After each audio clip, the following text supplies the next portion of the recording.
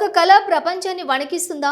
ఒక వ్యక్తి కళ సముద్ర తీర ప్రాంతాల జీవన గమ్యాన్ని మార్చేస్తుందా?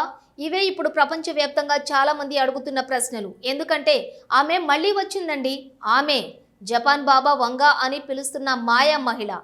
రియా తత్స్కీ ఒక మామూలు మాంగా ఆర్టిస్ట్, కానీ ఆమె జీవితం మామూలుగా సాగలేదు. 1980లలో ఆమె ఒక ప్రత్యేకమైన అలవాటు మొదలుపెట్టింది. కళల డైరీ. తన కళలు ఎప్పటికప్పుడు రాసుకునేది. మొదట్లో అవి కేవలం కళాత్మక ఆలోచనలు అనుకున్నారు, కానీ కాలక్రమంలో అవి భవిష్యత్తుని అద్భుతంగా సూచించేస్తున్నాయనిపించింది. 1991లో ఫ్రెడ్డీ మెర్క్యూరీపై ఆమె కళ కొద్ది నెలల్లోనే అతను కన్నుమూశాడు.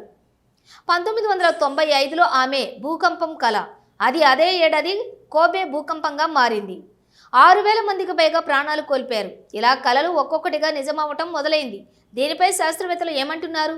కళల ఆధారంగా భవిష్యత్తు ఊహించడం శాస్త్ర సిద్ధమైన పద్ధతి కాదు అని తేల్చేస్తున్నారు. కానీ ప్రజలు మాత్రం ఆమె జోస్యాలను గౌరవంగా చూస్తున్నారు.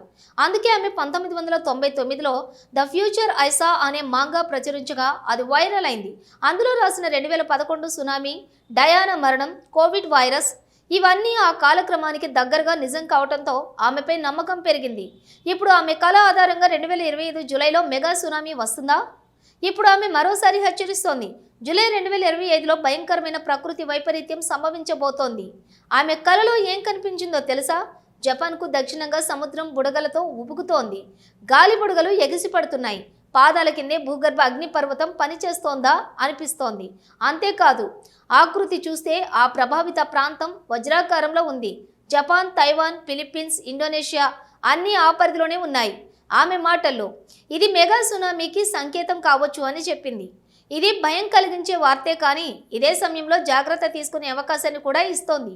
ప్రస్తుతం శాస్త్రవేత్తలు ఈ విషయాన్ని ఖచ్చితంగా ధృవీకరించలేకపోయారు. కానీ పసిఫిక్లో సముద్ర గర్భంలో అగ్నిపర్వతాలు, టెక్టానిక్ ప్లేట్లు చలనం కనిపిస్తూనే ఉన్నాయి. సునామీలకు ఇదే ప్రధాన కారణం. అంతర్జాతీయ విపత్తు విభాగాలు రియో కళలపై స్పందించకపోయినా ఆమె మాటలపై ప్రజల్లో అపారమైన చర్చ మొదలైంది. ఆమె జోస్యాలో ప్రత్యేకత ఏమిటంటే అవి అస్పష్టంగా ఉండవు. వివరాలతో, తేదీలతో చెబుతూ ఉంటుంది. అదే శైలి ఇప్పుడు కూడా కనిపిస్తోంది. జూలైలో భారీ ప్రకృతి వైపరీత్యం, సముద్రం నుంచి గాలి బుడగలు, వజ్రాకార ప్రభావిత ప్రాంతం ఇవి కేవలం ఊహలు అయితే ఎందుకు?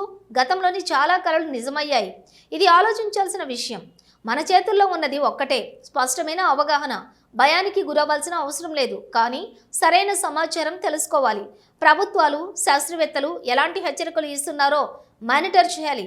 తీర ప్రాంతాల్లో నివసించేవారు ముందుగా బృహత్తర ప్లాన్ చేసుకోవాలి. రియో తత్సుకి కళలు నిజమవుతాయా, లేక ఇది కేవలం ఒక భయంకర కళగా మిగిలిపోతుందా? ఆ ప్రశ్నకు సమాధానం జూలై 2025లో వస్తుంది. అయితే అప్పటి వరకు మనం చేయగలిగింది ఒక్కటే, జాగ్రత్తగా ఉండటం. ఒక కళ ప్రపంచాన్ని వణికిస్తే మన చర్యలు మన ప్రాణాలను కాపాడుతాయి. మీరు ఈ విషయంపై ఏమంటారు? రియో తత్స్కీ చెప్పిన జోస్యం మీకు నమ్మకంగా అనిపిస్తుందా? కామెంట్స్లో చెప్పండి. వీడియో నచ్చితే లైక్ చేయండి, షేర్ చేయండి. ఇలాంటి మరిన్ని విశ్లేషణల కోసం మా ఛానల్ను సబ్స్క్రైబ్ చేయడం